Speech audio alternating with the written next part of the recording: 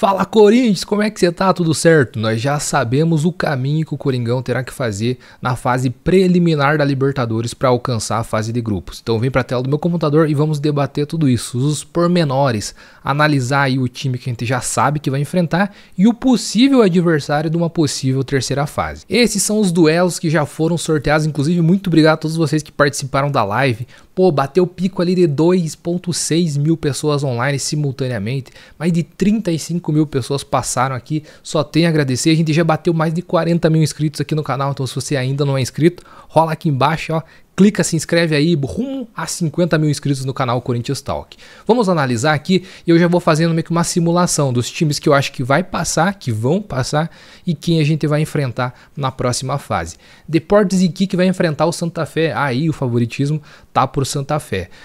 O Bahia vai pegar o representante boliviano. E quem serão esses representantes da Bolívia? Pode ser tanto o The Strongest quanto o Bolívar. Então o Bahia aí tem um adversário um pouco difícil, inclusive por conta da altitude. O Bolívar é uma altitude bem severa e vai ser complicado para eles caso isso aconteça. Cerro Porteño. E aí quem que eu acho que passa? Eu acho que ainda assim o favoritismo está com o Bahia. Cerro Porteño vai pegar o adversário da primeira fase, o terceiro confronto, que foi sorteado e está dessa forma: Monagas e Defensor do Uruguai. Então aqui eu acho que independente do time que passe, ainda o Cerro Porteño é favorito, então eu acho que também o Cerro passa. Barcelona de Guayaquil, que pode ser o nosso adversário, vai enfrentar aí o vencedor do duelo da primeira fase entre o representante boliviano e o El Nacional, que também já foram sorteados. E os representantes bolivianos que podem entrar aqui para enfrentar o El Nacional nessa primeira fase e possivelmente enfrentar o Barcelona de Guayaquil são eles: Nacional de Potosí, Aurora, São José, Blooming e Always Ready. Beleza? Então, independente de qualquer adversário desse que passe, cá entre nós, o Barcelona de Guayaquil é o favorito também para progredir aí para a terceira fase. O Coringaço vai pegar a Universidade Central da Venezuela e não é um dos adversários mais difíceis. Então, nesse primeiro momento, o Corinthians deu sorte, até porque ele é estreante em Libertadores. Enfim, a gente já vai destrinchar aqui, colocar as principais características do Universidade venezuelano. É a Laú, sim, mas só que é lá da Venezuela, a gente já vai falar um pouco mais. Eu acho que aqui o Corinthians também é favorito, óbvio, e pode passar para a próxima fase. Já vamos falar mais sobre o nosso adversário, segura aí. Representante colombiano vai enfrentar o Melgar, e quem que pode ser representante colombiano? Ou Tolima ou Milionários. Aqui eu acho esse time que vai vir, tanto o Tolima quanto o Milionários, contra o Melgar, ao meu ver, é favorito. Então eu acho que um desses representantes colombianos vai passar sim para a próxima fase. E eu já vou fazer aqui também a tabela mostrando esses times que eu estou selecionando. Já vou colocar, vou fazer uma montagenzinha para ficar ainda mais ilustrativo. Boston River e Nublense. Aqui eu acho que ainda fica para o Nublense também esse favoritismo de avançar para a próxima fase. E o Boca Juniors vai pegar o duelo mais difícil da primeira fase, que ficou entre Nacional e Alianza Lima, que ao meu ver eram os dois times mais tradicionais dessa primeira fase. E ó, coincidência, o sorteio colocou os dois para se enfrentar e apenas um deles vai passar e vai pegar o Boca Juniors. Então o Boca Juniors não vai ter uma vida tão fácil assim, e isto que pegou um time da primeira fase, mas são os dois principais times da primeira fase. Ainda assim, por conta de camisa, estrutura, tudo mais, história, o Boca Juniors é favorito. E colocando todos esses que eu citei como favoritismo para a terceira fase, ficaria dessa forma uma hipotética terceira fase dentro da minha simulação. Aí o Santa Fé pegaria o Boca Juniors dentro desses times que eu falei que passariam. Que duelo pesado, hein? Talvez aí, ó, junto com o do Corinthians é o jogo mais pegado. Para ser uma pré-Libertadores entre ter Santa Fé e Boca e Barcelona de Guayaquil e Corinthians, meu Deus do céu, amigo, é pegado. A pré-Libertadores está bem difícil. Aí o Bahia, caso avance, e o Nublense, que vai enfrentar o Boston River, tanto o Boston River quanto o Nublense, qualquer um que passe, e se o Bahia passar também, vai ter uma terceira fase aí mais tranquila até do que uma segunda fase, ao meu ver. Então esse caminho ficou mais facilitado para o Bahia nessa etapa da competição.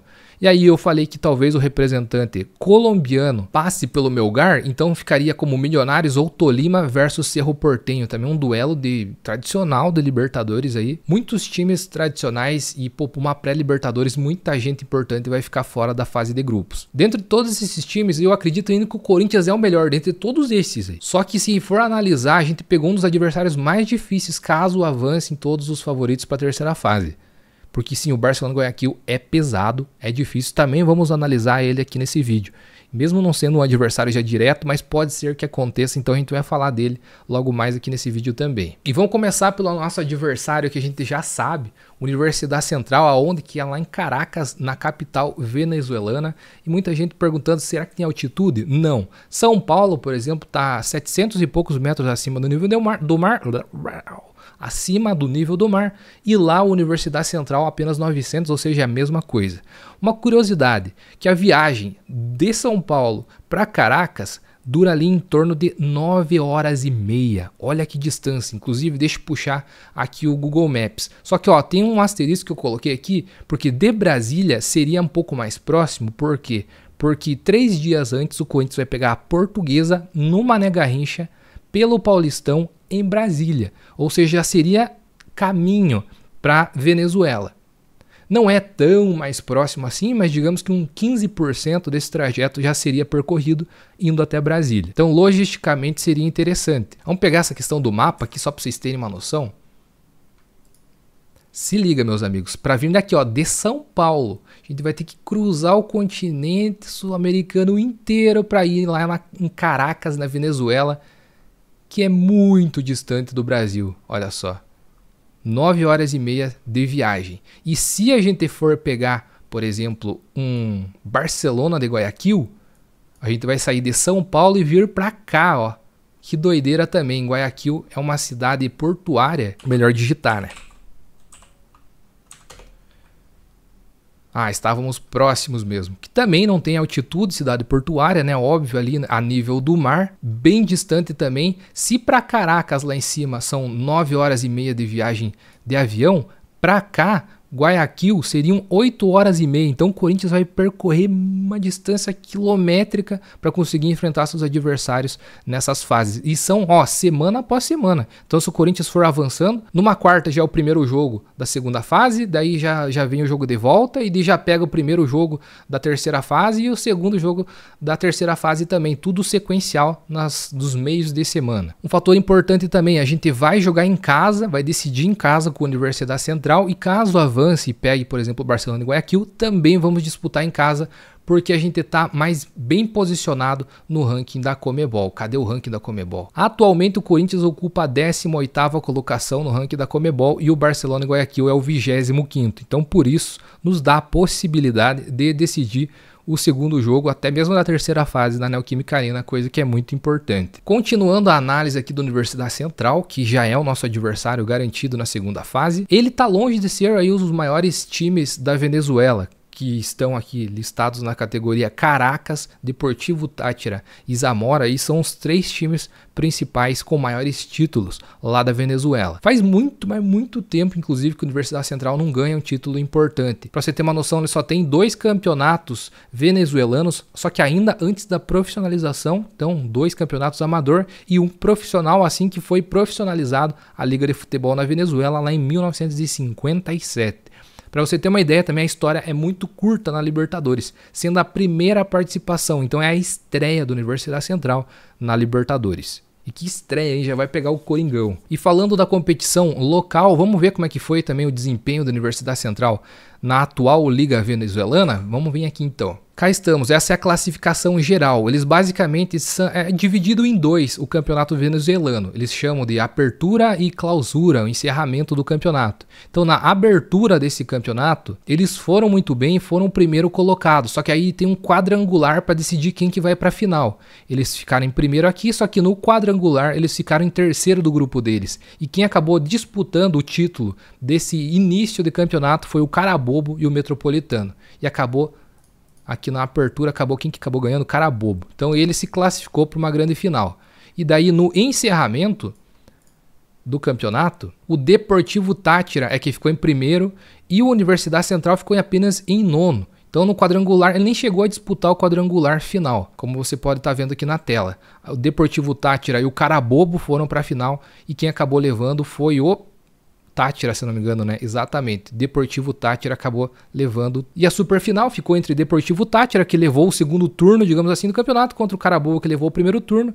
E o Deportivo Táchira acabou se sagrando campeão venezuelano geral. Então eles começaram, o nosso adversário, o Universidade Central, começou o ano muito bem, só que não encerrou o ano de uma maneira satisfatória. Inclusive, para o próximo ano, para 2025, informação lá do meu timão, é que o time está passando por uma reformulação no elenco.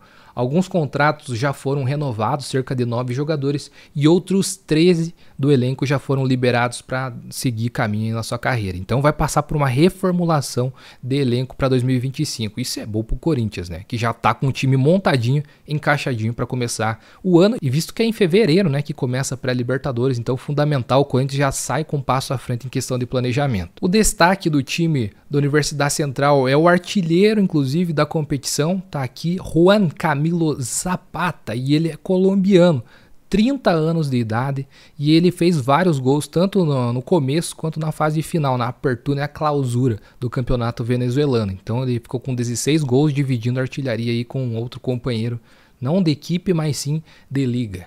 E agora a gente está fazendo um sobrevoo aí pelo estádio da Universidade Central na Venezuela. Outros times também utilizam o estádio aí da capital venezuelana, capacidade para cerca de 24, pouco mais de 24 mil pessoas. É um estádio bem raiz, de 1951.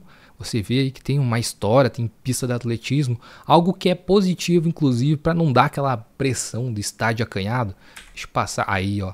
Claro, essa daí não é a atual condição do gramado. Esse vídeo aqui de drone já está no YouTube faz alguns anos. Espero eu que esteja em condições melhores hoje para disputar a Libertadores, né? Mas de certa forma, também lembrando novamente que o Universidade Central está longe de ser um dos maiores times do país. Talvez não esteja nem o estádio ultra mega lotado, sejam mais até talvez curiosos para assistir um jogo da Libertadores do que realmente aquela torcida aficionada que a gente vê sempre nos estádios sul-americanos. Posso estar falando besteira aqui porque eu não conheço a Universidade Central, vai que tem uma torcida altamente apaixonada, não sei, mas pelo menos a questão extracampo eu acho que vai ser benéfica para o Corinthians. Olha, muito lindo o lugar aí também, hein?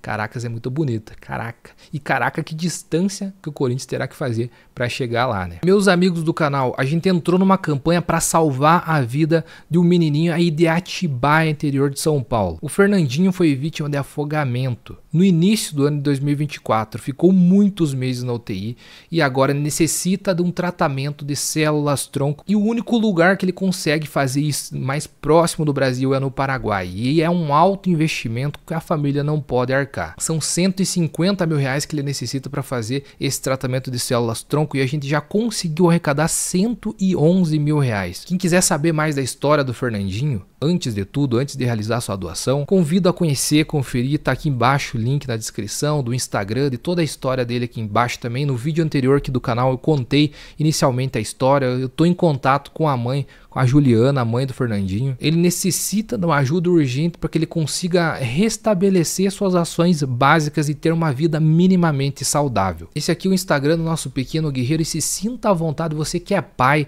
você deve estar ligado na dor que essa família está passando. Eu, como pai, tenho minha filha um pouquinho mais nova que o Fernandinho, pô, isso daqui dói no coração de ver a situação que essa família está passando e eles precisam e podem e vão conseguir ter a saúde restabelecida do seu filho. Isso daqui não tem preço e você com uma quantidade mínima pode ajudar isso a acontecer. O link da vaquinha também para contribuir eu vou deixar aqui embaixo na descrição. Agradeço demais de coração quem puder ajudar a salvar essa vida aí de um futuro pequeno corintianinho. E outro possível rival do Corinthians na terceira fase seria o Barcelona Guayaquil. Aqui já a situação é totalmente diferente, meus amigos. Estamos falando do time mais tradicional do Equador, com mais conquistas. Pô, o estádio deles é absurdo. Credo, tô me enrolando aqui. É absurdo, né, cara? Lindo, muito bonito. O ambiente também, o cenário é muito legal. É um time que volta e meia está participando também das competições sul-americanas. Time que já chegou 2 vezes em finais e 7 vezes em semifinais. O Corinthians, por exemplo, se em comparação com o Barcelona e Guayaquil, chegou muito menos nas decisões de Copa Libertadores. A gente chegou a apenas uma final e 2 semifinais. Claro, a gente tem um título, eles não têm. mas eles já estão mais acostumados de chegar nas fases agudas do que a gente. Assim como eu tinha mencionado, aí a cidade de Guayaquil é uma cidade portuária, fica a nível do mar. 8 horas e meia de voo para chegar até lá, muito longe também. Os maiores times venezuelanos, como eu coloquei, o Barcelona é o maior, seguido também por Emelec, LDU, é o Nacional. Eles possuem 16 campeonatos equatorianos. Nas Libertadores, aquilo que eu mencionei, tinha chegado em 2 finais, 7 semifinais. E destaque, 2025 será o ano do centenário do Barcelona Guayaquil. Então, com certeza, eles vão jogar todas as fichas para conseguir a classificação na fase de grupos. Não vai ser fácil e muito bom que a gente vai decidir o jogo da volta na Neoquímica Arena. Ah, pô, aqui eu esqueci de atualizar, não é essa capacidade do estádio. Meus amigos, se a gente não tinha pressão no primeiro estádio enfrentando a Universidade Central lá na Venezuela, aqui seria um jogo para praticamente 60 mil pessoas lá no Equador. Aqui a pressão vai cantar. E esses jogos da terceira fase serão realizados no dia 5 e 12 de março. Então aquilo que eu falei, assim que terminar a segunda fase, a gente já vai começar a terceira fase na semana seguinte.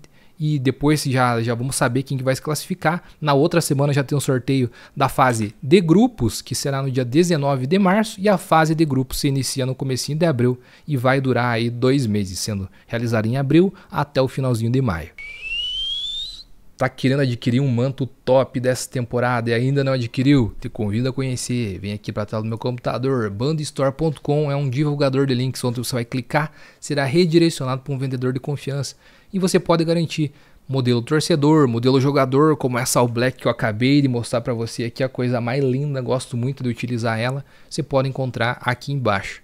Então, o link está aqui embaixo na descrição e também comentário fixado. E aí, meus amigos, você acha que foi bom pro Corinthians, mediano? Eu acho que na segunda fase foi ok, mas Barcelona e Guayaquil na terceira fase, o Corinthians tem que estar muito, mas muito atento se isso acontecer, e é o provável cenário. Deixa like, comentário, se inscreve no canal rumo a 50 mil inscritos e o que você achou desse sorteio da fase preliminar de Libertadores pro Coringão. Vamos falar muito de Libertadores, de Paulistão, Campeonato Brasileiro, Copa do Brasil, a gente vai disputar tudo em 2025, ué, não seria só Campeonato Paulista e Série B? Pois é, meus amigos. Espero vocês na próxima temporada e ainda em vídeos nesse ano, hein? O que falou o Alisson? Um forte abraço e vai Corinthians!